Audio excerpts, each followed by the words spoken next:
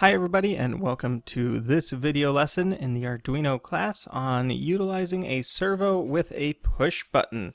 In this lesson we're going to be learning how to use the push button to create a counter, as well as how to read that counter and do actions based off of that.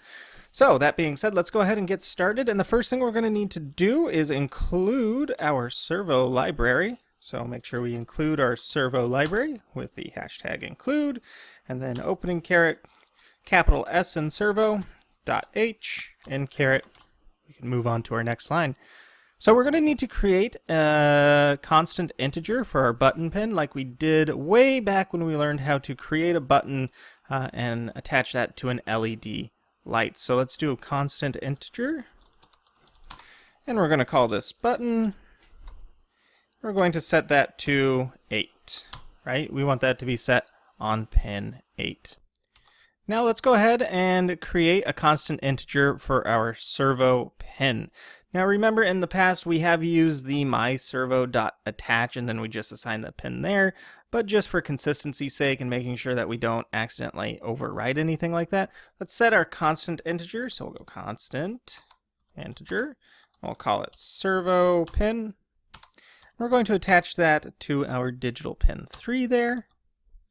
And next we need to create the instance of the servo, so it's calling the library. So remember, that's servo, and we're going to title that my servo. Make sure you are adding those semicolons in, otherwise you are going to be very lost when you try and upload this. Now that we have that set up, what we can do is create our integer for our counter. This integer is going to be needed to be able to be rewritten, and again, that's why we don't use the constant integer. So we're going to type in integer counter, and we're going to set our counter to 0 when we enable our program here. Now we can move into our void setup. And in our void setup, we need to attach our servo pin. So here I can see I misspelled servo. I'll correct that. Then we will go myservo. We'll use that attach command. Myservo.attach. Helps if I can spell too. And then we're going to put that onto servo pin, our integer servo pin there. And now we need to create the pin mode to enable the button. So pin mode. And we're going to go button, and we want to set that as an input device. So we use our command input there, semicolon, and we are finished in the void setup. Like that. Now we can move down into our void loop.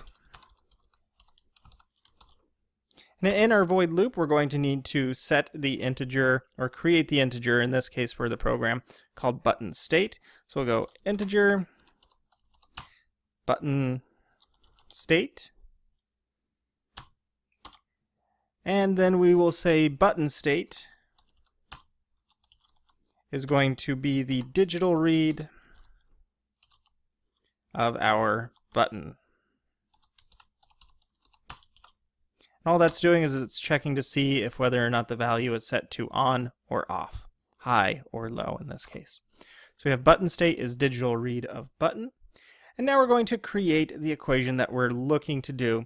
So when we push the button, it will either read as if it's 0, which means the servo will go into the 0 position. If we push the button again, that's going to create a counter of 1, which means that it needs to be moved into a 90-degree position, then 150 degrees, then 180 degrees. Or if it hits anything above 4, so if it counts above 4, it's going to reset our counter back to 0. So to get that started, we're going to go if button state equals low, or is turned off, the equivalent of being turned off, then what we can do here, and I forgot in my if command here, we need to add in our parentheses. So if button state is low, start curly bracket, then counter is going to add, and then it's going to wait for a delay. Then we're going to end the curly bracket, And then we're going to create the counter scenario for us. In this case, we go if counter equals 0,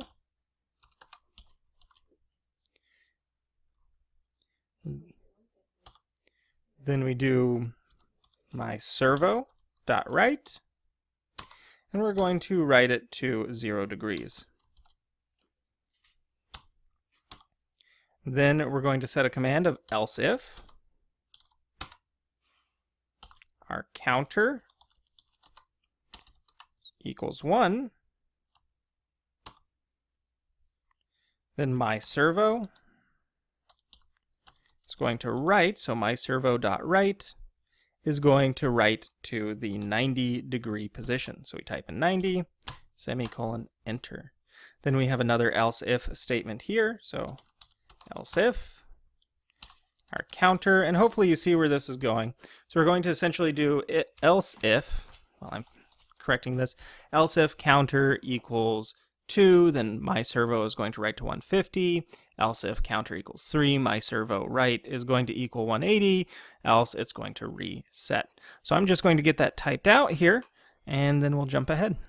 So we can see that I went and filled this out, so counter equals 2, my servo write 150, else if counter equals 3, my servo write 180, else counter resets to 0. And then we can start the process over again by pressing the button, right? So let's go back and just review everything to make sure it's looking good. So include servo, constant integer, seeing that I have all of my semicolons there. Oh, in my delay here, I forgot to write out the number, so you probably did too if you were watching this.